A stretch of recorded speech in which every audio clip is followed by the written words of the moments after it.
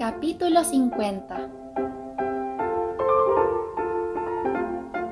Anteriormente, el señor Bennet había querido muchas veces ahorrar una cierta cantidad anual para mejorar el caudal de sus hijas y de su mujer si ésta le sobrevivía, en vez de gastar todos sus ingresos. Y ahora se arrepentía de no haberlo hecho.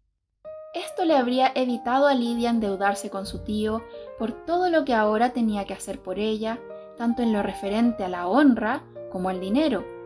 Habría podido darse, además, el gusto de tentar a cualquiera de los más brillantes jóvenes de Gran Bretaña a casarse con ella.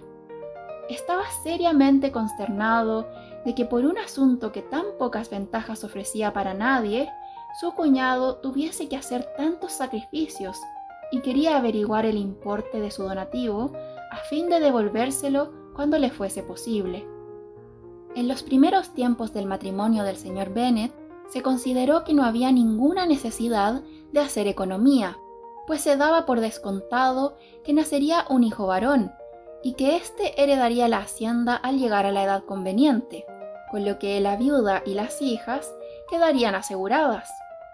Pero vinieron al mundo sucesivamente 5 hijas y el varón no aparecía. Años después del nacimiento de Lydia, la señora Bennet creía aún que llegaría el heredero, pero al fin se dio ya por vencida. Ahora era demasiado tarde para ahorrar. La señora Bennet no tenía ninguna aptitud para la economía, y el amor de su marido a la independencia fue lo único que impidió que se excediesen en sus gastos. En las capitulaciones matrimoniales había 5.000 libras aseguradas para la señora Bennet y sus hijas, pero la distribución dependía de la voluntad de los padres. Por fin este punto iba a decidirse en lo referente a Lydia, y el señor Bennet no vaciló en acceder a lo propuesto. En términos de gratitud por la bondad de su cuñado, aunque expresados muy concisamente, confió al papel su aprobación a todo lo hecho y su deseo de cumplir los compromisos contraídos en su nombre. Nunca hubiera creído que Wickham consintiese en casarse con Lydia a costa de tan pocos inconvenientes como los que le resultaban de aquel arreglo. 10 libras anuales era lo máximo que iba a perder al dar las 100 que debía entregarles, pues entre los gastos ordinarios fijos, el dinero suelto que le daba a Lydia y los continuos regalos en metálico que le hacía su madre, se iba en Lydia poco menos que aquella suma. Otra de las cosas que le sorprendieron gratamente fue que todo se hiciera con tan insignificante molestia para él, pues su principal deseo era siempre que le dejasen tranquilo. Pasado el primer arranque de ira que le motivó buscar a su hija, volvió, como era de esperar, a su habitual indolencia. Despachó pronto la carta. Eso sí, tardaba en emprender las cosas, pero era rápido en ejecutarlas. En la carta pedía más detalles acerca de lo que le adeudaba a su cuñado, pero estaba demasiado resentido con Lydia para enviarle ningún mensaje. Las buenas nuevas se extendieron rápidamente por la casa y con proporcional prontitud por la vecindad. Cierto que hubiera dado más que hablar que Lydia Bennet hubiese venido a la ciudad y que habría sido mejor aún si la hubiesen recluido en alguna granja distante, pero ya había bastante que charlar sobre su matrimonio, y los bien intencionados deseos de que fuese feliz que antes habían expresado las malévolas viejas de Meryton no perdieron más que un poco de su viveza en este cambio de circunstancias, pues con semejante marido se daba por segura la desgracia de Lydia. Hacía 15 días que la señora Bennet no bajaba de sus habitaciones, pero a fin de solemnizar tan faustos acontecimientos, volvió a ocupar radiante su sitio a la cabecera de la mesa. En su triunfo no había el más mínimo sentimiento de vergüenza. El matrimonio de una hija que constituyó el principal de sus anhelos desde que Jane tuvo 16 años, iba ahora a realizarse. No pensaba ni hablaba más que de bodas elegantes, muselinas finas, nuevos criados y nuevos carruajes. Estaba ocupadísima buscando en la vecindad una casa conveniente para la pareja, y sin saber ni considerar cuáles serían sus ingresos, rechazó muchas por falta de amplitud o de suntuosidad. «Hay Park», decía, «iría muy bien si los Goldings lo dejasen, o la casa de Stoke, si el salón fuese mayor. Pero Ashworth está demasiado lejos.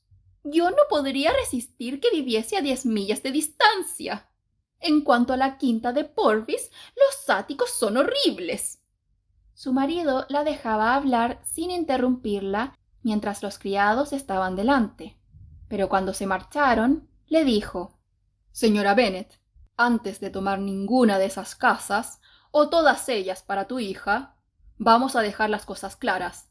Hay en esta vecindad una casa donde nunca serán admitidos.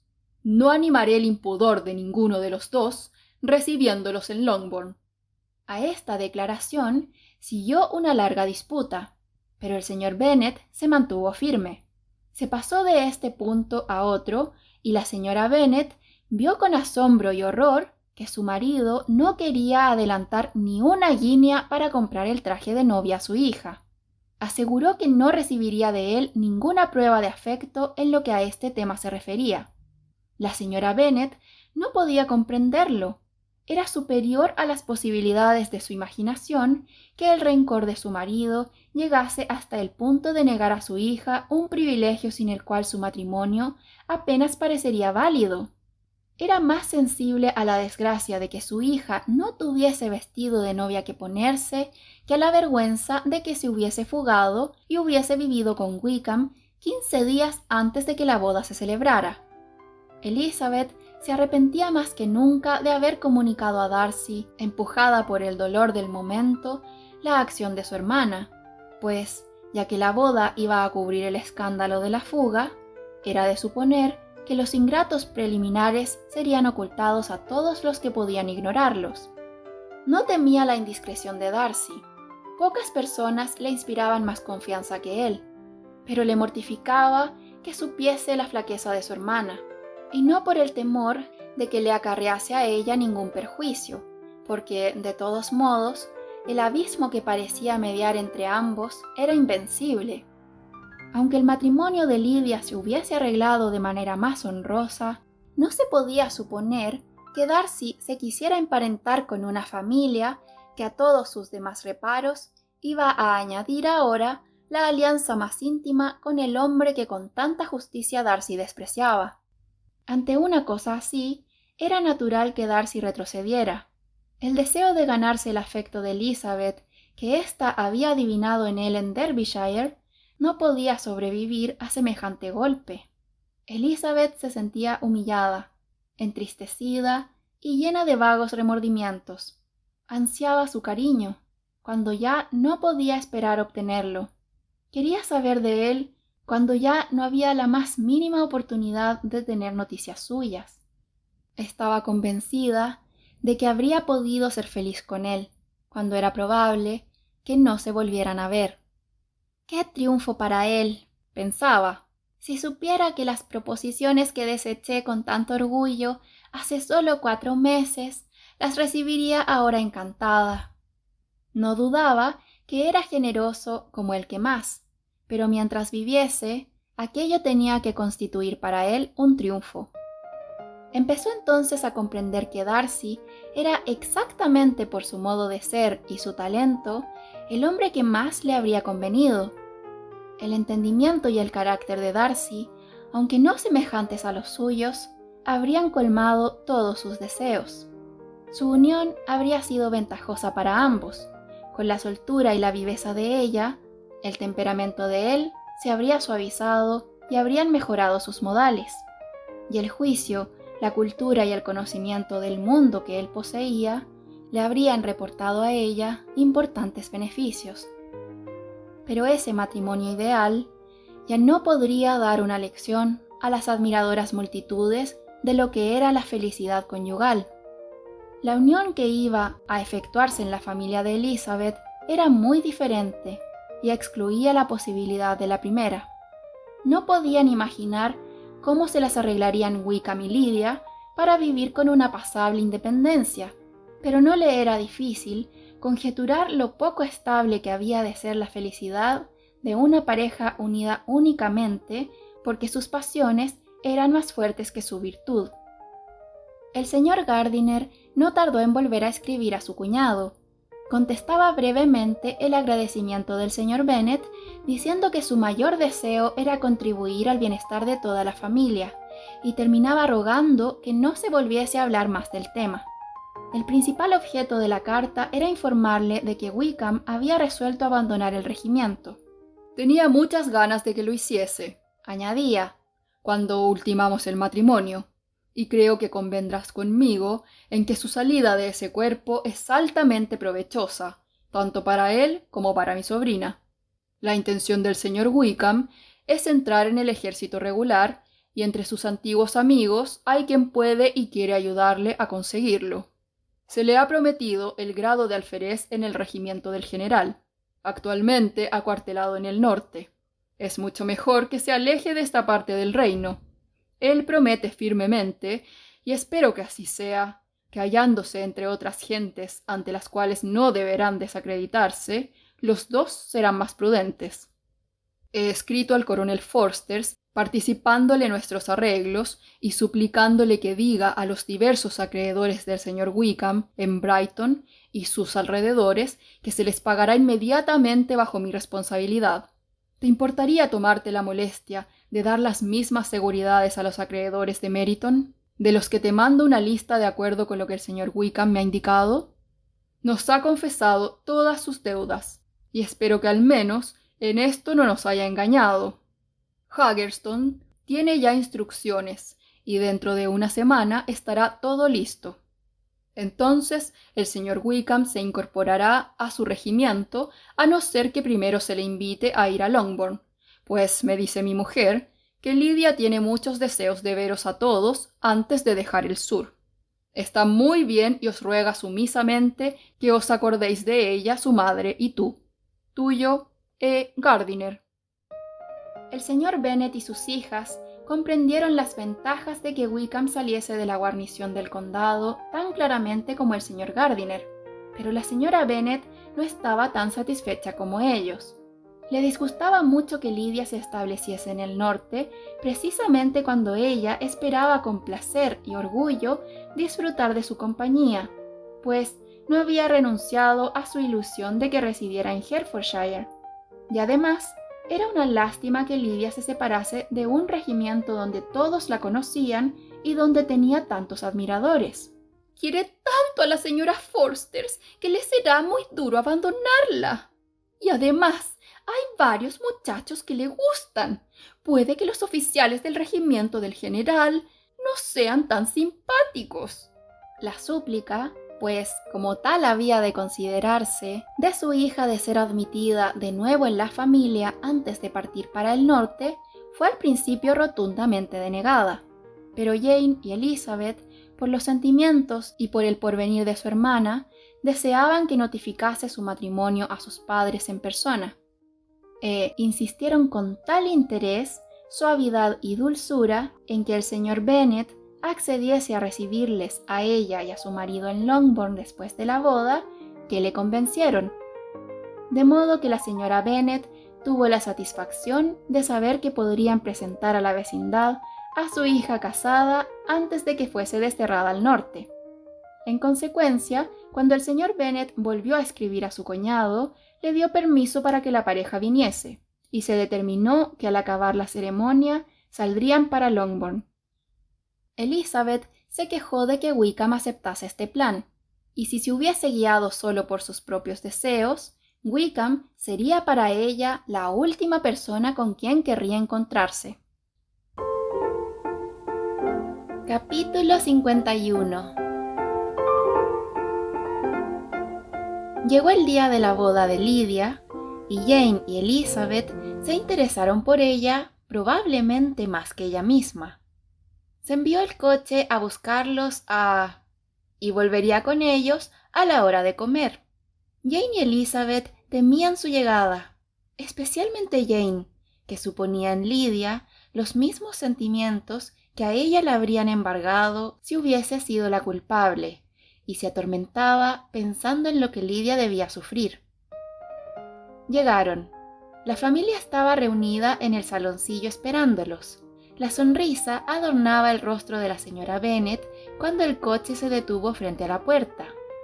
Su marido estaba impenetrablemente serio y sus hijas, alarmadas, ansiosas e inquietas. Se oyó la voz de Lidia en el vestíbulo. Se abrió la puerta y la recién casada entró en la habitación.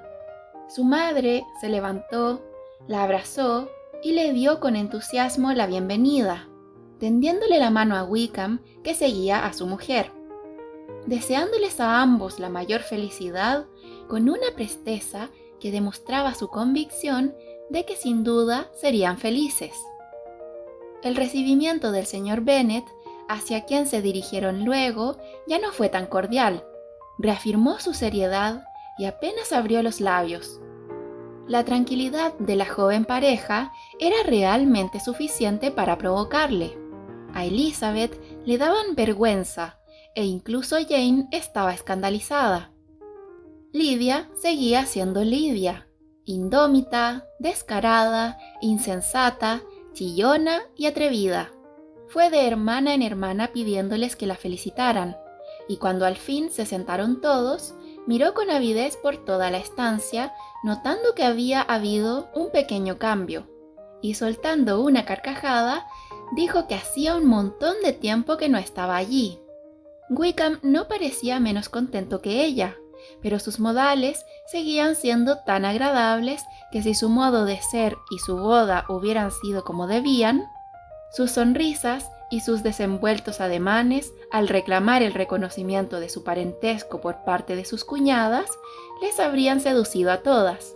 Elizabeth nunca creyó que fuese capaz de tanta desfachatez, pero se sentó decidida a no fijar límites en adelante a la desvergüenza de un desvergonzado. Tanto Jane como ella estaban ruborizadas, pero las mejillas de los causantes de su turbación permanecían inmutables. No faltó conversación. La novia y la madre hablaban sin respiro, y Wickham, que se sentó al lado de Elizabeth, comenzó a preguntar por sus conocidos de la vecindad con una alegría y buen humor que ella no habría podido igualar en sus respuestas. Tanto Lidia como Wickham parecían tener unos recuerdos maravillosos. Recordaban todo lo pasado sin ningún pesar, y ella hablaba voluntariamente de cosas a las que sus hermanas no habrían hecho alusión por nada del mundo. «Ya han pasado 3 meses desde que me fui», exclamó. «y parece que fue solo hace 15 días. Y sin embargo, ¿cuántas cosas han ocurrido? Dios mío, cuando me fui no tenía ni idea de que cuando volviera iba a estar casada, aunque pensaba que sería divertidísimo que así fuese». Su padre alzó los ojos. Jane estaba angustiada. Elizabeth miró a Lidia significativamente, pero ella, que nunca veía ni oía lo que no le interesaba, continuó alegremente. «Mamá, ¿sabe la gente de por aquí que me he casado? Me temía que no, y por eso, cuando adelantamos el carruaje de William Golding, quise que se enterase. Bajé el cristal que quedaba a su lado y me quité el guante y apoyé la mano en el marco de la ventanilla para que me viese el anillo. Entonces le saludé y sonreí como si nada». Elizabeth no lo aguantó más. Se levantó y se fue a su cuarto, y no bajó hasta oír que pasaban por el vestíbulo en dirección al comedor. Llegó a tiempo de ver cómo Lidia, pavoneándose, se colocaba en la mesa al lado derecho de su madre y le decía a su hermana mayor: «Jane, ahora me corresponde a mí tu puesto. Tú pasas a segundo lugar, porque yo soy una señora casada». No cabía suponer que el tiempo diese a Lidia aquella mesura de la que siempre había carecido. Su tranquilidad de espíritu y su desenfado iban en aumento. Estaba impaciente por ver a la señora Phillips, a los Lucas y a todos los demás vecinos para oír cómo la llamaban señora Wickham. Mientras tanto, después de comer, fue a enseñar su anillo de boda a la señora Hill y a las 2 criadas para presumir de casada. «Bien, mamá», dijo cuando todos volvieron al saloncillo. «¿Qué te parece mi marido? ¿No es encantador? Estoy segura de que todas mis hermanas me envidian. Solo deseo que tengan la mitad de suerte que yo. Deberían ir a Brighton. Es un sitio ideal para conseguir marido. ¡Qué pena que no hayamos ido todos! Es verdad. Si yo mandase, habríamos ido. Lidia, querida mía, no me gusta nada que te vayas tan lejos. ¿Tiene que ser así?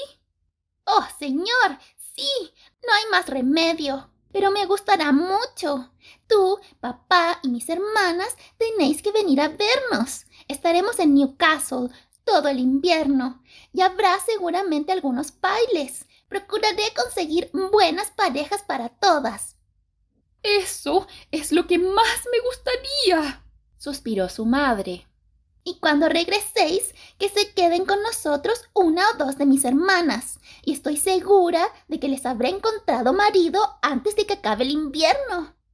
Te agradezco la intención, repuso Elizabeth, pero no me gusta mucho que digamos tu manera de conseguir marido.